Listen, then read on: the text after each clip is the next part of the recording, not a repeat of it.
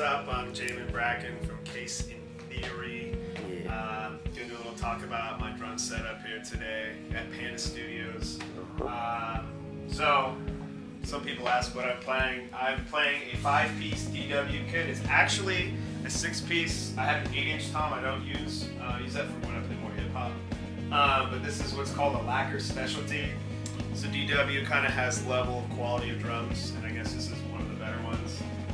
Basically, lacquer specialty means it has like a car paint finish, basically. Like they put like a primer on and then like a lacquer finish. So I mean, I could spill fucking battery acid on it or something. Well, maybe not that, but like maybe Coca-Cola, and it won't do anything. So also when I ordered the drums, I had it custom painted, the white to red burst, which actually kind of looks pink now, but who gives a shit? Looks like a ladybug. Looks like a ladybug. I have black hardware.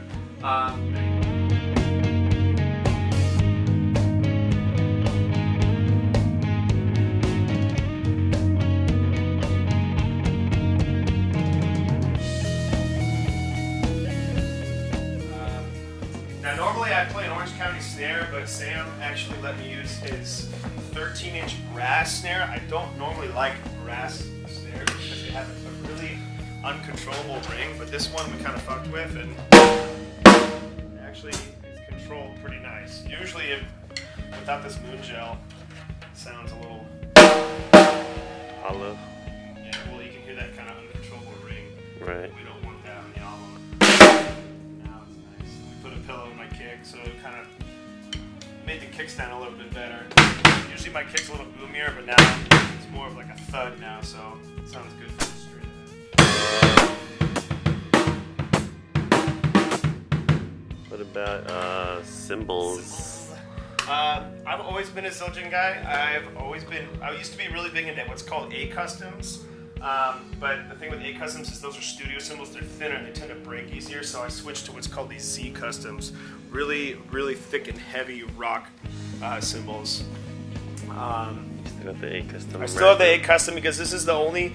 So that's another thing with this kit. Normally, most drummers have an actual ride cymbal, but I like to do a lot of stuff with Case in Theory where I actually use the ride as like kind of a crash. So I wanted something that kind of would still kind of function as a ride cymbal, but as a crash. So I got a really big crash cymbal and made that my ride cymbal, so I can use it for pingy stuff like that, or if I want to play into it like a crash cymbal, I can for those big crescendo parts. Hi-hats though, I will always play a custom. I really like hi-hat work, in case you don't hear in our songs already. So I want a hat that's really brilliant, picks up a lot. So.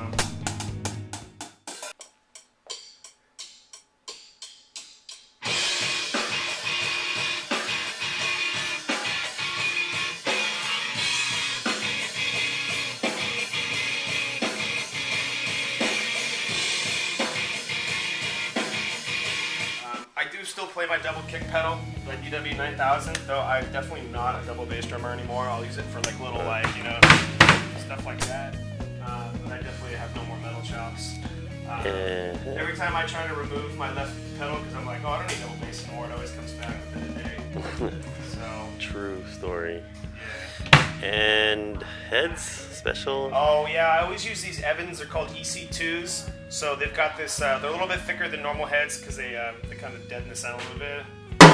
I don't know what else to really say. These are kind of like they're the competitor to another brand called Remo. So I don't know. I've been really happy with these Evans heads. And then for kick, I also use Evans called EMAD.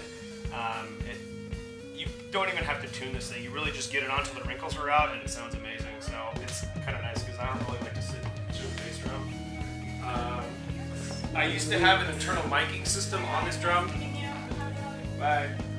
And I literally could take an XLR and plug it in, and I had a drum in each, or a microphone in each drum. But I kind of got rid of that because it was kind of a pain in the ass. Every single time we play it, I have to be really extra careful about moving my drums. So yeah, I'll just let the venue mic my kick.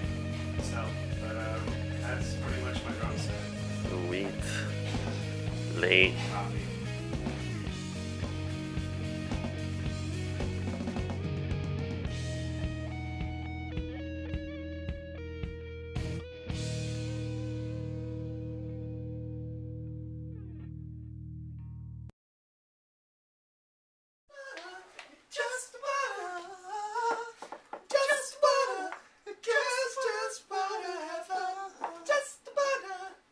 that's who's recording our drums. Yes. Alright.